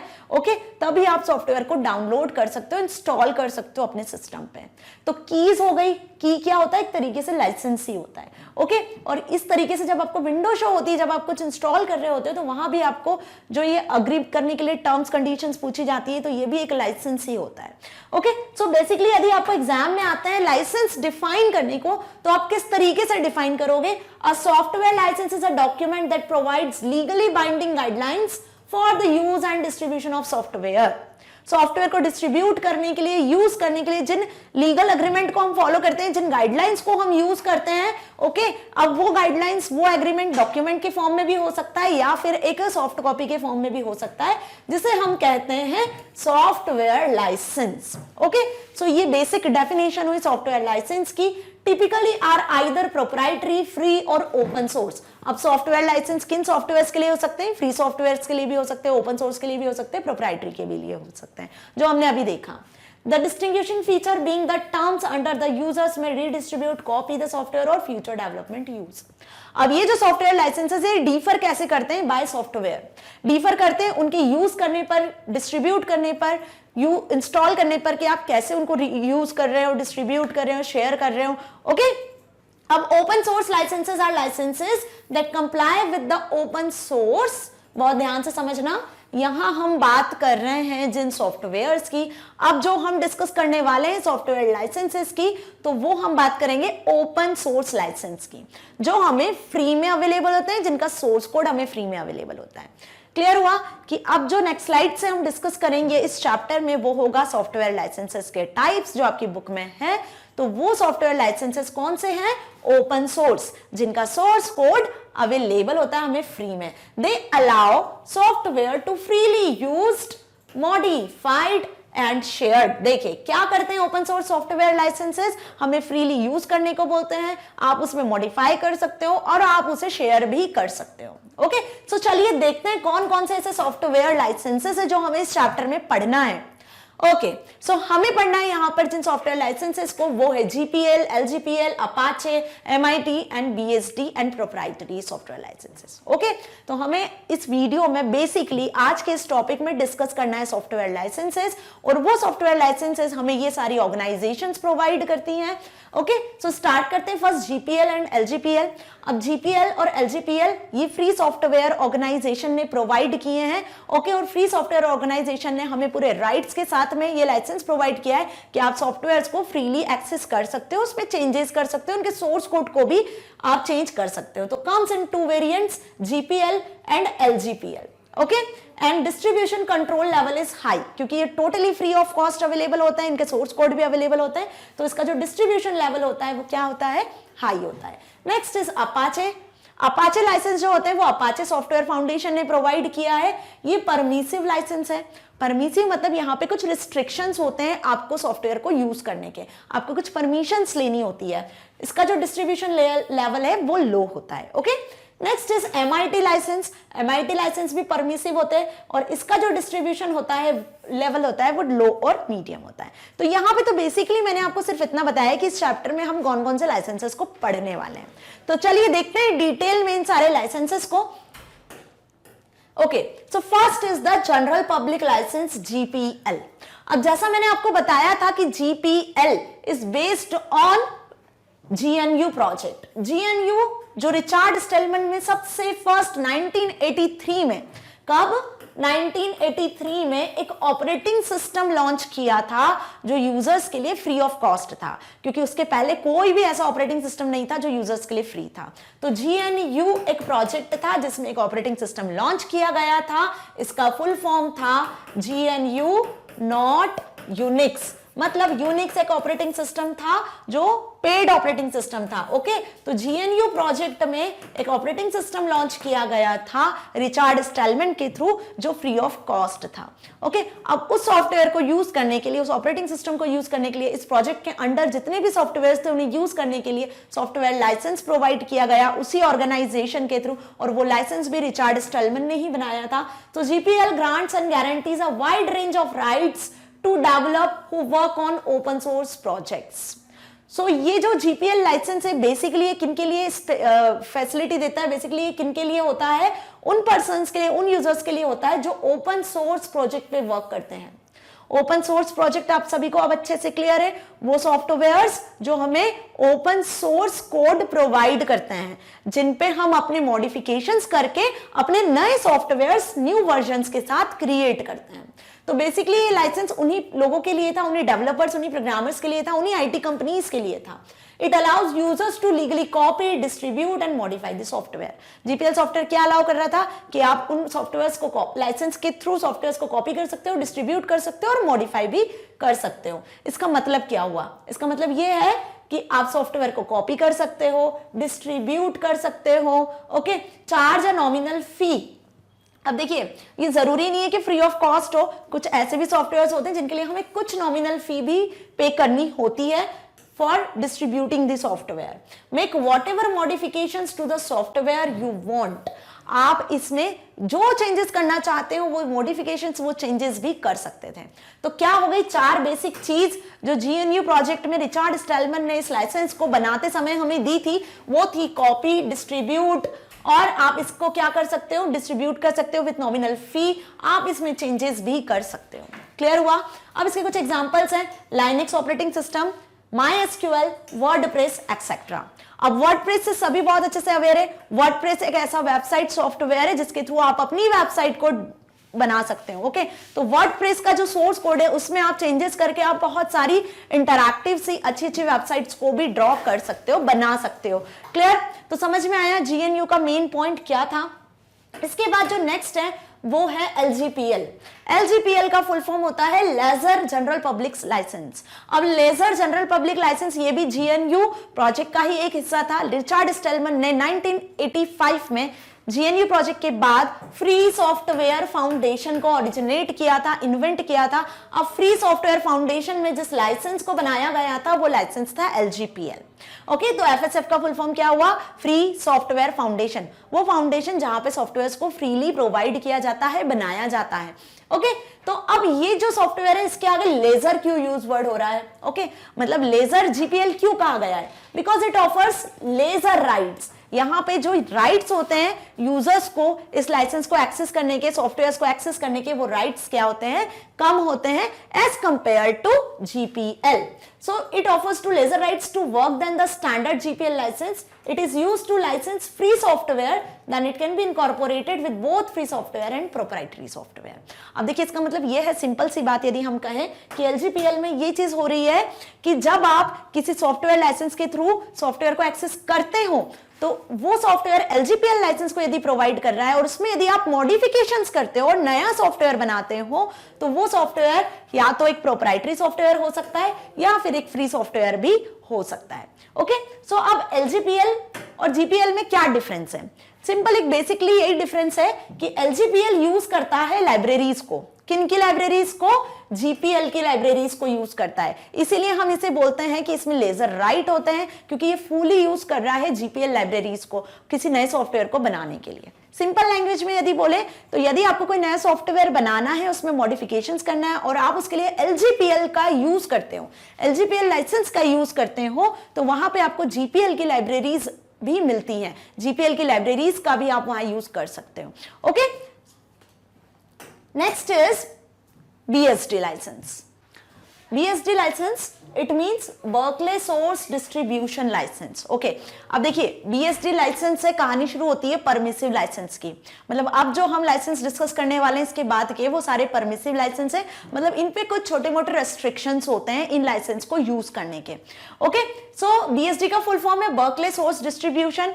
मतलब GPL, LGPL जो लाइसेंसेस थे, फ्री सॉफ्टवेयर फाउंडेशन ने डेवलप किए थे, लाइसेंसेस बनाए थे।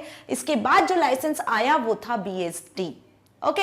यूनिवर्सिटी ऑफ कैलिफोर्निया में इस लाइसेंस को लॉन्च किया गया था बर्कले सॉफ्टवेयर डिस्ट्रीब्यूशन के नाम से, okay.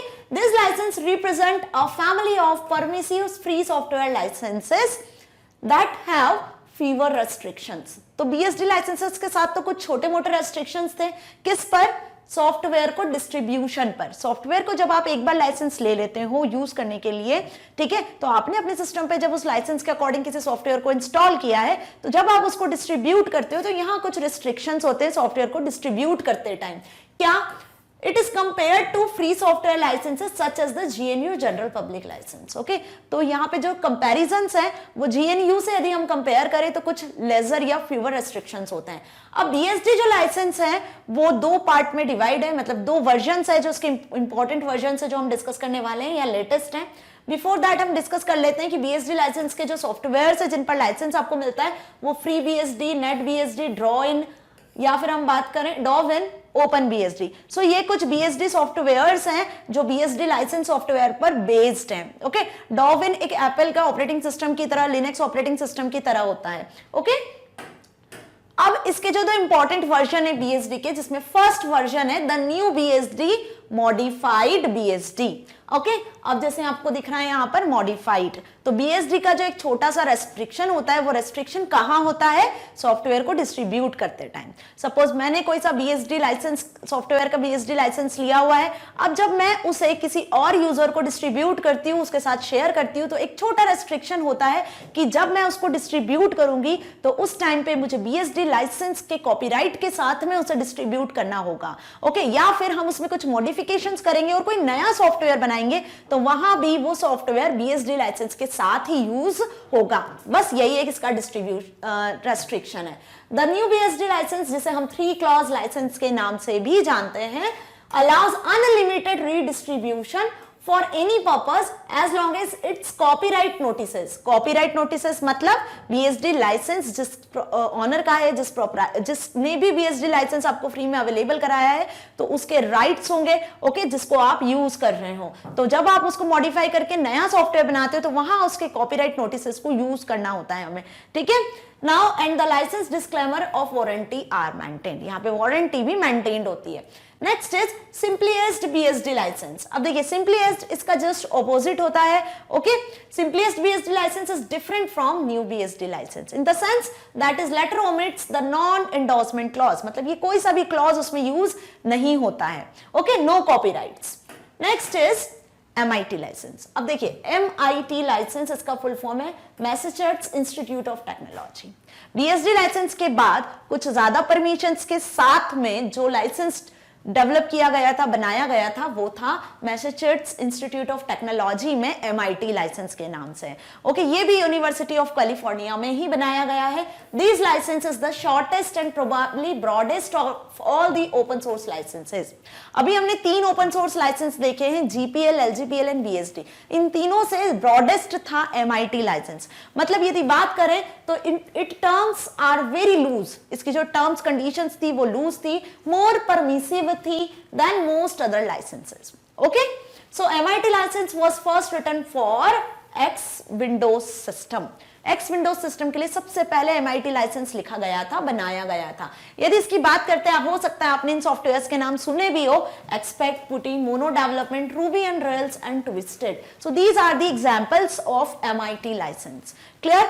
Next is the basic provisions of licence are. देखिए अभी MIT लाइसेंस हमने देखा कि ब्रॉडेस्ट है और लूज, और हम बोल सकते हैं कि बहुत सारे फीचर्स के साथ अवेलेबल हुआ था। बाकी जो अभी हमने लाइसेंसेस देखे थे उन सभी से, तो क्या फीचर्स थे? वो फीचर्स थे कि इनके कुछ प्रोविजंस थे, आप इसको यूज कर सकते हो, कॉपी कर सकते हो, मॉडिफाई कर सकते हो, हाउएवर यू वांट, जहां जैसे आप चाहे इन सॉफ्टवेयर्स को, इन लाइसेंसेस को यूज कर सकते हो।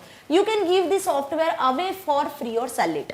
आप इन सॉफ्टवेयर्स को देखिए कितना ज्यादा इसमें फैसिलिटीज थी इन लाइसेंस में कि आप चाहे तो इसे फ्री में भी अवेलेबल करवा सकते हो या फिर आप इसे सेल भी कर सकते हो इस लाइसेंस को। You have no restrictions on how it distributed, कि आपको कोई रेस्ट्रिक्शन नहीं है कि आप उसको कैसे डिस्ट्रीब्यूट करते हो अदर पर्संस तक। क्लियर? द ओनली रेस्ट्रिक्शन, जो रेस्ट्रिक्शन था वो सिर्फ एक रेस्ट्रिक्शन ये था, that is compelled by the license agreement. वो एग्रीमेंट सिर्फ ये था कि सपोज आपने MIT लाइसेंस लिया हुआ है, अब आप जब इसको फ्री में अवेलेबल करवा रहे हो या कुछ सेल कर रहे हो, सपोज कितने अमाउंट पे, 1000, 5000 पे आप उस लाइसेंस को सेल कर रहे हो, तो एक ये छोटा सा रेस्ट्रिक्शन था कि आप उसे MIT एग्रीमेंट के साथ में ही सेल करें या डिस्ट्रीब्यूट करें। ओके, तो समझ में आया MIT। Next is Apache licence. अब देखिए अपाचे लाइसेंस क्या होता है? Apache foundation, Apache open source foundation थी, किसके बाद क्रिएट की गई थी? जो हमने अभी GNU, FSF, है ना, ऐसी बहुत सारी फाउंडेशंस थी जो क्रिएट की गई फ्री सॉफ्टवेयर के लिए आफ्टर GNU। ओके, जैसे अपाचे फाउंडेशन हो गई, ड्रूपल फाउंडेशन हो गई। क्लियर? तो अपाचे फाउंडेशन ने ही अपाचे लाइसेंस किया हुआ राइट किया था। It grants a number of rights to users. अब देखिए अपाचे जो लाइसेंस है वो यूजर्स को राइट्स प्रोवाइड करता है। This rights can be applied to both copyrights and patents. अब ये जो राइट्स थे अपाचे लाइसेंस के वो दोनों पे अप्लाई किए गए थे, कॉपीराइट सॉफ्टवेयर्स पे भी और पेटेंट्स पे भी। अब कॉपीराइट्स और पेटेंट्स, इंटेलेक्चुअल प्रॉपर्टी राइट हमने बहुत डिटेल में पढ़ा है, जिसमें मैंने आपको ये सारी चीजें समझाई है। इंटेलेक्चुअल प्रॉपर्टी राइट की वीडियो जरूर देखिए, उसमें आपको कॉपीराइट्स, पेटेंट्स, ट्रेडमार्क्स और सारी चीजें बहुत डिटेल में अच्छे से समझ में आ जाने वाली है। तो द अपाचे लाइसेंस में कुछ राइट्स हैं, वो राइट्स क्या हैं? अपाचे लाइसेंस हमें क्या ऑफर करता है? क्या ऑफर करता है कि वो राइट्स उस लाइसेंस से रिलेटेड परपेचुअल होते हैं। The rights are perpetual. It means कि वंस ग्रांटेड, यदि एक बार आपने अपाचे लाइसेंस ले लिया, ओके, आपको उसके सारे राइट्स मिल गए, you can continue to use them forever. आप उसको हमेशा यूज कर सकते हो।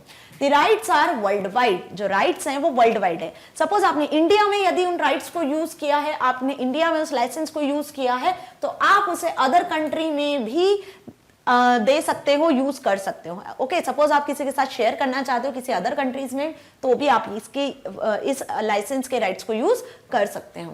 Next is rights are granted for no fee.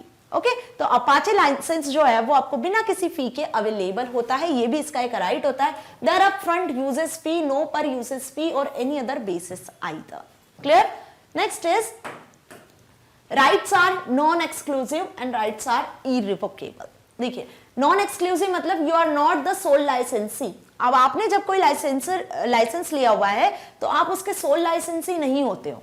Licence क्या होता है? जस्ट बेसिकली आप सभी को क्लियर हुआ। सपोज मैंने रेंट पे कोई घर लिया हुआ है, ठीक है, कोई हाउस मैंने रेंट पे लिया हुआ है, तो रेंट पे लिया हुआ इट मींस कि मैं उसकी ओनर नहीं हूं, वो मेरी प्रॉपर्टी नहीं है। मतलब क्या है कि हम उस वहां पर रेंट से रह रहे हैं, मतलब हम मंथली कुछ मिनिमल चार्जेस उन्हें पे कर रहे हैं। तो यहाँ पे जो राइट्स होते हैं वो एक्सक्लूसिव नहीं होते, नॉन एक्सक्लूसिव होते हैं, just because you are not the sole licensee. Okay, others can also use the licensed work. Okay, other persons भी उसका लाइसेंस्ड वर्क यूज कर सकते हैं जब आप उन्हें डिस्ट्रीब्यूट करते हो। तो क्लियर हुआ? अब राइट्स जो होते हैं वो इरिवोकेबल होते हैं। It means no can take this rights away once they are granted. यदि एक बार वो आपको ग्रांट कर दिया है तो उसे कोई अदर यूजर आपसे ले नहीं सकता है, जब तक आप उसे शेयर नहीं करते हो, डिस्ट्रीब्यूट नहीं करते हो। तो समझ में आ गई ये अच्छे से बात कि अपाचे लाइसेंसेस क्या होते हैं और उनके कितने राइट्स होते हैं, जो हमने यहाँ पे डिस्कस किए। नेक्स्ट, अब बात करते हैं हम कुछ डोमेन्स की, डोमेन्स ऑफ सॉफ्टवेयर की, कुछ कैटेगरी ऑफ सॉफ्टवेयर की। तो अभी तक हमने जितने भी लाइसेंसेस देखे, हमने कौन कौन से लाइसेंसेस देखे? हमने देखा GPL licence, LGPL licence, okay, और फिर हमने देखा BSD licence, then MIT licence, then Apache licence. तो आपने ये कुछ लाइसेंसेस देखे जो आपके 10th की बुक में है। इसके अदर दिन भी बहुत सारे लाइसेंसेस होते हैं, जो बहुत सारी ऐसी कंपनीज है, ऑर्गेनाइजेशंस है जो हमें फ्री सॉफ्टवेयर्स प्रोवाइड करती है। तो आपके 10th क्लास में बेसिकली इतने ही सॉफ्टवेयर्स थे, इतने ही लाइसेंस थे, और इनका सिर्फ कुछ डिस्क्रिप्शन था जो मैंने आज आपके साथ डिस्कस किया है। बट क्योंकि आप 10th में हैं तो 10th लेवल में सिर्फ आपको इतना ही पढ़ना है, लेकिन जैसे ही आप 11th और 12th में या आगे फर्दर स्टडी करते हो अबाउट सॉफ्टवेयर्स, तो आपको बहुत सारे लाइसेंसेस सॉफ्टवेयर्स मिलने वाले हैं और इन्हें आप और डिटेल में समझोगे और सीखोगे। क्लियर?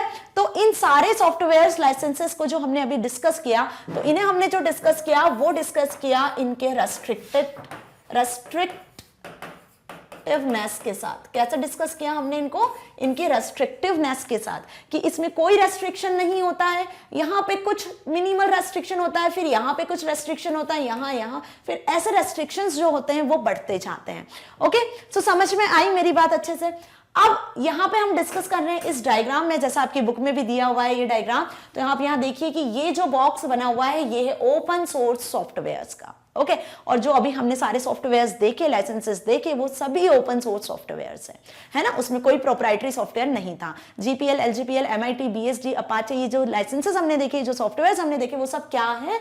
ओपन सोर्स सॉफ्टवेयर हैं। फ्री ओपन सोर्स सॉफ्टवेयर भी हम इन्हें बोल सकते हैं FOSS के नाम से भी। अब इन्हें यहां पर हमने कैटेगरी में डिवाइड कर दिया। जैसे पब्लिक डोमेन सॉफ्टवेयर जो सोर्स कोड के साथ अवेलेबल होते हैं, तो इंटरनेट पे जितने भी सॉफ्टवेयर सोर्स कोड के साथ अवेलेबल हो गए वो सब क्या कहलाते हैं? Public domain software. ओके, अब इन्हें हमने फर्दर कैटेगरी में डिवाइड किया, परमिसिव लाइसेंसिंग। तो परमिसिव लाइसेंसिंग में कौन कौन से सॉफ्टवेयर आ गए? BSD, MIT, अपाचे, ये तीनों क्या हो गए? परमिसिव लाइसेंसिंग सॉफ्टवेयर हो गए। ओके, तो यहां पे आ जाएंगे वो। Next is कॉपीलेफ्टेड। कॉपीलेफ्टेड कौन से हुए? जो फ्री ऑफ कॉस्ट, जिसके लिए कोई कॉस्ट पे नहीं करनी और आपको बिना कोई रेस्ट्रिक्शन के अवेलेबल होते हैं जो लाइसेंसेस सॉफ्टवेयर, वो आते हैं कॉपीलेफ्टेड में, जिसमें आता है GPL, LGPL। क्लियर? अब ये हो गए आपके क्या? Free softwares. अब यहां बात कर रहे हैं हम इस वाले बॉक्स में जिसका नाम है प्रोप्राइटरी सॉफ्टवेयर। प्रोप्राइटरी सॉफ्टवेयर मैंने स्टार्टिंग में ही बताया था, वो सॉफ्टवेयर जो आपको ना तो फ्री अवेलेबल होता है ना ही उनका सोर्स कोड अवेलेबल होता है। ओके, तो प्रोप्राइटरी सॉफ्टवेयर में देखो इन्होंने इंक्लूड कर दिया फ्री और शेयरवेयर। अब फ्री शेयरवेयर कहीं ना कहीं आपको फ्री में अवेलेबल होते हैं, तो जो ये लाइन्स आपको दिख रही है वो इसके अंडर आ रही है। इसके साथ में देखिए आप यहाँ पे जो प्रोप्राइटरी सॉफ्टवेयर है वो उनका सोर्स कोड कैसा होता है? क्लोज्ड होता है। तो आपको ये जो लाइन शो हो रही है ये क्या इंडिकेट कर रही है कि जो free and open source software है उसमें आपके फ्री सॉफ्टवेयर की कैटेगरी में फ्रीवेयर और शेयरवेयर भी आते हैं। बाकी ये जो बचा हुआ पार्ट है ये कहलाता है प्रोप्राइटरी सॉफ्टवेयर का। तो आइए देखते हैं कि क्या डिफरेंस होता है free and open source software में एंड प्रोप्राइटरी सॉफ्टवेयर में। सो अब ये डायग्राम अच्छे से क्लियर हो गया? Okay, so difference between public domain software और प्रोप्राइटरी सॉफ्टवेयर, इन्हें आप FOSS के नाम से भी समझ सकते हो, फ्री ओपन सोर्स सॉफ्टवेयर। बस डिफरेंस इतना है कि इन्हें पब्लिक डोमेन इसलिए बोला है क्योंकि इसमें फ्रीवेयर और शेयरवेयर सॉफ्टवेयर भी आ रहे हैं जिनका सोर्स कोड अवेलेबल नहीं होता है। ओके, तो इसीलिए हमने उन सॉफ्टवेयर को क्या किया है? Public domain. फिर से बता देती हूं मैं, पब्लिक डोमेन सॉफ्टवेयर वो सारे सॉफ्टवेयर होते हैं जो क्या होते हैं? फ्री ओपन सोर्स सॉफ्टवेयर भी होते हैं, प्लस फ्रीवेयर और शेयरवेयर भी होते हैं। ओके, इसीलिए इसे हमने कहा है पब्लिक डोमेन सॉफ्टवेयर। समझ में आएंगे चीज अच्छे से? लेकिन प्रोप्राइटरी सॉफ्टवेयर सबसे अलग होते हैं। ओके, जिसकी प्रॉपर्टी है बस वही यूज करेगा, बाय परमिशन लो। ओके, और मेरे नाम के साथ में यूज करो। क्लियर? वो कहलाते हैं प्रोप्राइटरी सॉफ्टवेयर। तो इनके बीच का डिफरेंस क्या हुआ कि public domain software is free, सबसे पहला point, can be used without restriction, दूसरा पॉइंट कि फ्री अवेलेबल है, बिना रेस्ट्रिक्शन के अवेलेबल है। Term public domain software is often used incorrectly to include, देखो क्या क्या आता है इसमें? Freeware, free software that is nevertheless copyrighted, जिनका कोई कॉपीराइटेड नहीं होता है। ओके, सो बहुत अच्छे से समझ में आएंगे terms. Okay, public domain software is by its very nature outside the scope of copyright and licensing. इससे बाहर होते हैं, copyrighted licensing से बाहर होता है। Okay, अब बात करते हैं proprietary की। तो on the contrary, there is a proprietary software which is neither free nor available for public, जो ना तो फ्री होते हैं ना पब्लिक इसके सोर्स कोड अवेलेबल होता है। There is a proper license, यहाँ पे हमें एक proper license मिलता है। Okay, that is attached to it. User has to buy, user को क्या करना पड़ता है? उस लाइसेंस को खरीदना पड़ता है, the licence in order to use it, और उसके अकॉर्डिंग वो उसे यूज कर सकता है। ठीक है, उसको फिर अपने सिस्टम में इंस्टॉल कर सकता है। क्लियर? और यदि आपको उनके सोर्स कोड को या फिर बोल सकते हैं मॉडिफिकेशन करना है इन कोड में, तो उसके लिए हमें स्पेशल परमिशन लेनी होती है। समझ में आई अच्छे से बात? तो ये जो सारे सॉफ्टवेयर्स मैंने अभी आपको बताए, क्या बताए थे मैंने? Free, open source, freeware, shareware, है ना? स्टार्टिंग में हमने डिस्कस किए थे, वो सभी कहलाते हैं पब्लिक डोमेन। और जो लास्ट में हमने डिस्कस किया था प्रोप्राइटरी सॉफ्टवेयर, वो सबसे डिफरेंट होता है। ओके, और प्रोप्राइटरी सॉफ्टवेयर का सबसे बेस्ट एग्जांपल क्या हमने डिस्कस किया था? विंडोज ऑपरेटिंग सिस्टम, या फिर हम बात कर सकते हैं एंटीवायरस सॉफ्टवेयर की भी। तो ये जो दो है जनरल पब्लिक प्रोप्राइटरी सॉफ्टवेयर होते हैं जो सभी जनरल पर्पस में यूज करते हैं। Information and digital divide. Clear? तो अब बात होती है जब फ्रीडम की, तो इससे हम स्टार्ट करते हैं इंटरनेट से। अब जैसा आप सभी को पता है कि इंटरनेट टेक्नोलॉजी का एक मोस्ट इंपॉर्टेंट पार्ट है। ओके, जिसे हर एज का पर्सन मतलब या स्टूडेंट हो, चाइल्ड हो, या हम बोल सकते हैं कि कोई टीनेजर हो या कोई ओल्ड पर्सन हो, हर पर्सन उसका यूज करते हैं, अलग अलग पर्पस के लिए यूज करते हैं। अपनी नीड्स को सेटिस्फाई करने के लिए हम इंटरनेट पे एक तरीके से डिपेंड हो चुके हैं। ओके सो हमने अभी तक ये देखा कि इंटरनेट को यूज करते टाइम आपको क्या क्या प्रॉब्लम्स आती है, क्या प्रॉब्लम्स आप फेस करते हो इंटरनेट पे जब आप अपने सोशल मीडिया अकाउंट्स को या कोई भी वर्क करते हो, किसी सॉफ्टवेयर को यूज करते हो, तो उसके लिए आपको क्या हम बोल सकते हैं कि फैसिलिटीज होती है और क्या रेस्ट्रिक्शंस होते हैं जिन्हें आपको फॉलो करना होता है।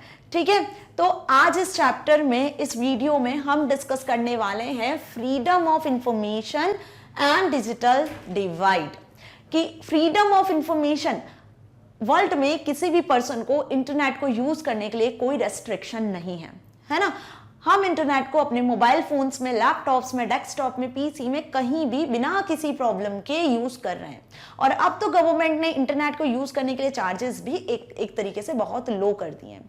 क्लियर? तो हर कोई पर्सन हम बोल सकते हैं, चाहे किसी भी एज ग्रुप का हो, कैसा भी उसका बैकग्राउंड हो, वो उसे इंटरनेट को बहुत इजीली यूज कर सकता है बिना किसी प्रॉब्लम के। क्लियर? तो अब फ्रीडम का मतलब यह है कि हर एक पर्सन इंटरनेट को बिना किसी प्रॉब्लम के यूज कर सकता है। उससे राइट होता है कि वो इंटरनेट से किसी भी तरीके की इंफॉर्मेशन को एक्सेस करे। Okay, so freedom of information refers to right to access information available on public platforms. तो इंटरनेट पे को हम एक तरीके से एक पब्लिक प्लेटफॉर्म भी कह सकते हैं, कि एक पब्लिक प्लेटफॉर्म पे आपको राइट है कि आप किसी भी तरीके की इंफॉर्मेशन को एक्सेस कर सकते हो। You are free to use any information available on internet. Okay, अब हम बात करते हैं डिजिटल डिवाइड की। देखिए, ये जो टॉपिक हम आज डिस्कस करने वाले हैं, ये बहुत इंपॉर्टेंट सा टॉपिक है जिसका नाम है डिजिटल डिवाइड। अब डिजिटल डिवाइड की बात करें, भेदभाव आप सभी ने देखा है, घर में आपके साथ होता है, स्कूल में जाते हो फ्रेंड्स के साथ होता है, सभी ने देखा है। क्लियर? सभी अच्छे से एग्री है, कंपैरिजन। ओके, सो यहाँ पे हम बात कर रहे हैं डिजिटल डिवाइड की, मतलब हम बात कर रहे हैं इंडिया में कुछ रूरल एरियाज हैं और कुछ अर्बन एरियाज हैं। आज भी ये देखा गया है कि कुछ बहुत से ऐसे रूरल एरियाज है जो इंटरनेट को प्रॉपर यूज नहीं कर पा रहे हैं, टेक्नोलॉजी को यूज नहीं कर पा रहे हैं। ओके, सो यहां पे हम डिस्कस करेंगे आज बेसिकली इन्हीं पॉइंट्स को, कि क्यों रूरल एरियाज आज भी टेक्नोलॉजी से अनअवेयर है, क्यों उन्हें यूज नहीं कर पा रहे हैं, क्या रीजंस हैं, क्यों अर्बन एरियाज जो सिटीज हैं, ओके, वो ज्यादा आगे हैं टेक्नोलॉजी के केस में। ओके, इंडिया में कितने परसेंट पीपल हैं जो इंटरनेट को यूज करते हैं और इंटरनेट को यूज करके अपनी नीड्स को सेटिस्फाई करते हैं। Okay, so digital divide basically यदि इन केस आपके एग्जाम में आता है तो उसमें आप क्या लिख कर आने वाले हो? A digital divide is an economic and social inequality. Okay, एक अनइवन डिस्ट्रीब्यूशन होता है। क्या होता है डिजिटल डिवाइड? एक अनइवन डिस्ट्रीब्यूशन। किनके बीच में? किस चीज का uneven distribution? Uneven distribution ICT का। आईसीटी का फुल फॉर्म क्या हुआ? Information communication and technology. यदि हम इंफॉर्मेशन कम्युनिकेशन एंड टेक्नोलॉजीज की बात करते हैं तो इसमें सबसे मेन इंपॉर्टेंट चीज किसकी होती है, किसकी भूमिका होती है? सबसे मेन इंपॉर्टेंट इंटरनेट की। ओके, तो एक अनइवन डिस्ट्रीब्यूशन इंटरनेट का कहां?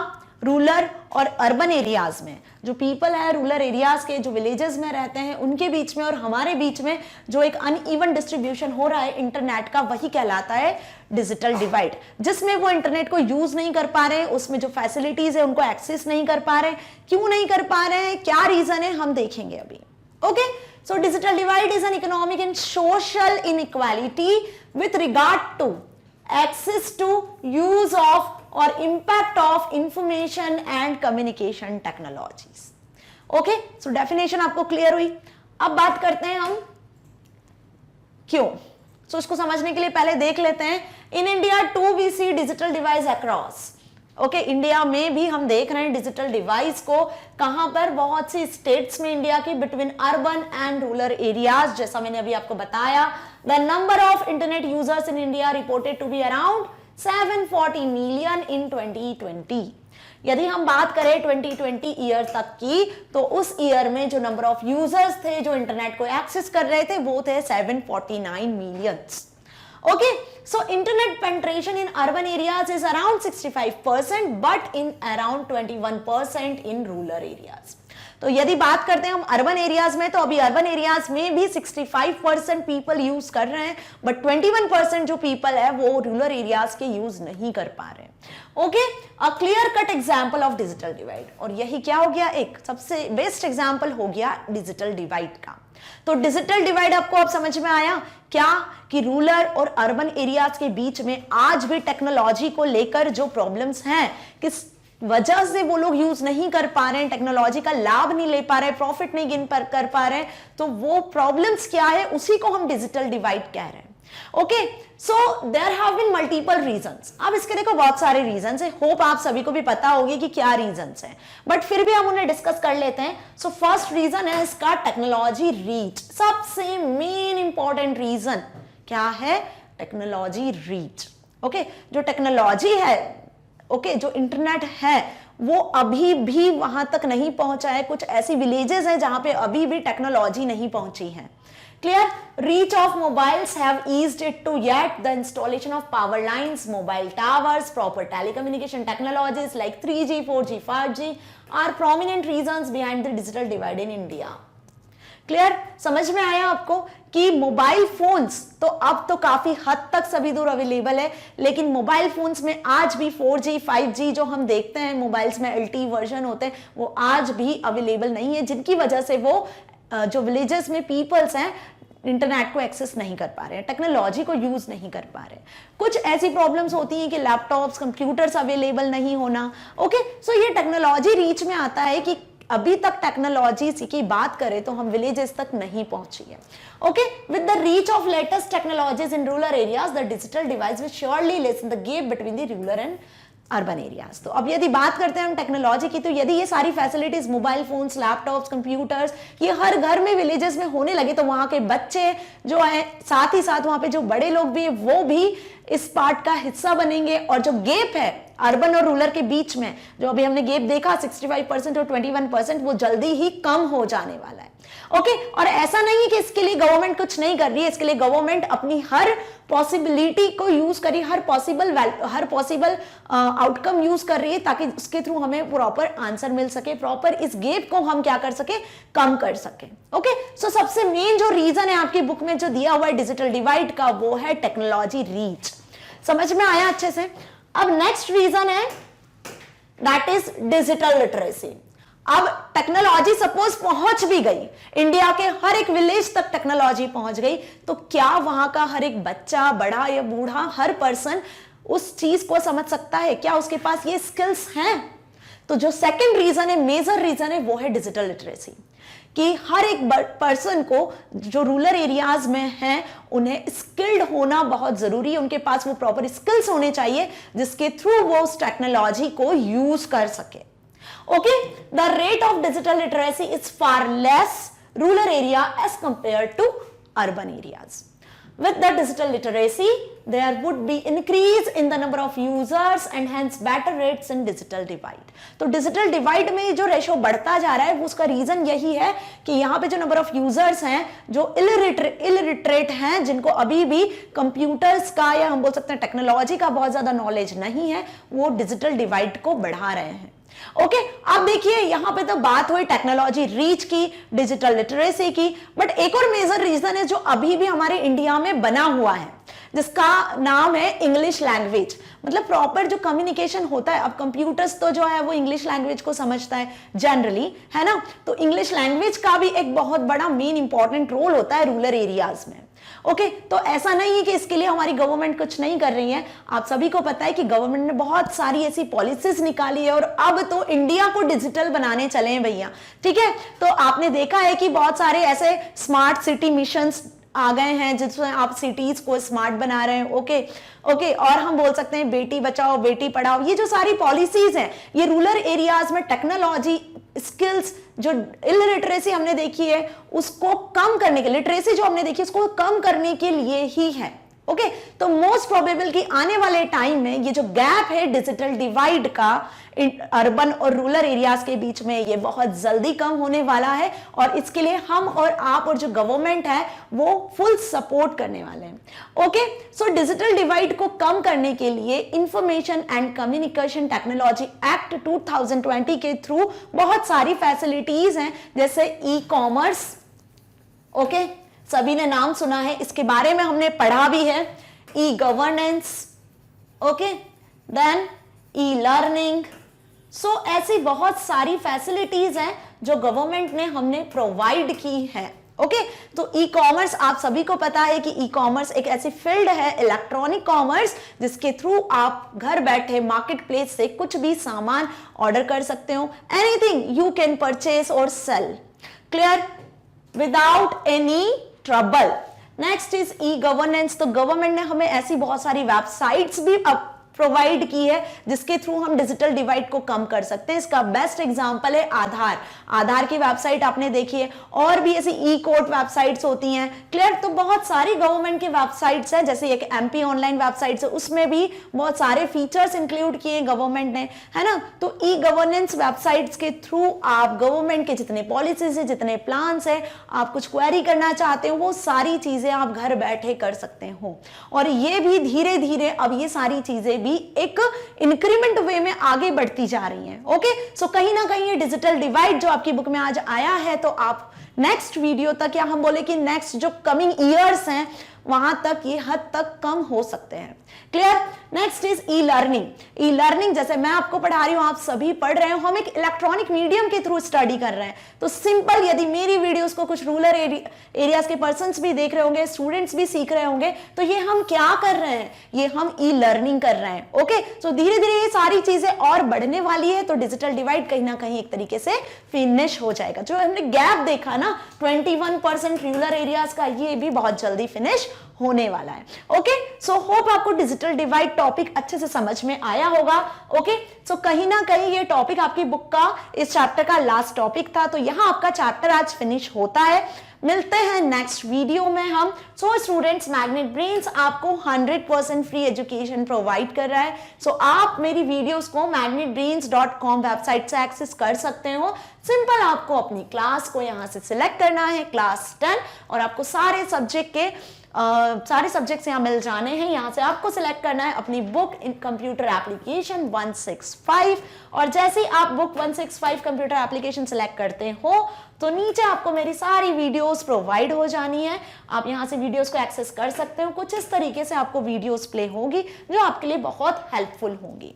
ओके सो यहाँ पे आपका चैप्टर फिनिश होता है, आपका टर्म 1 सिलेबस फिनिश होता है। नेक्स्ट वीडियो में हम मिलेंगे आपके कुछ MCQ क्वेश्चंस के साथ जो आपके चैप्टर के बाद है। समथिंग कुछ क्वेश्चन आंसर्स हैं, ट्रू फॉल्स हैं, कुछ केस स्टडीज हैं इस चैप्टर पे बेस्ड, तो हम उनकी वीडियोस के साथ मिलते हैं। Okay so stay here, stay happy, thank you so much.